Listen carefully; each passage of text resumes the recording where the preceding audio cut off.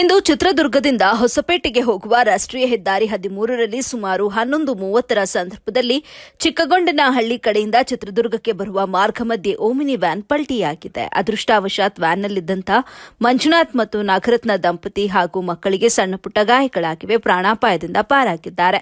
ಘಟನಾ ಸ್ಥಳದಲ್ಲಿದ್ದಂಥ ಸಾರ್ವಜನಿಕರ ಸಹಾಯದಿಂದ ವ್ಯಾನ್ನಲ್ಲಿ ಸಿಲುಕಿಕೊಂಡಿದ್ದಂಥ ಗಾಯಾಳುಗಳನ್ನು ಹೊರಗಡೆ ತೆಗೆದು ಆಸ್ಪತ್ರೆಗೆ ಸಾಗಿಸಲಾಗಿದೆ.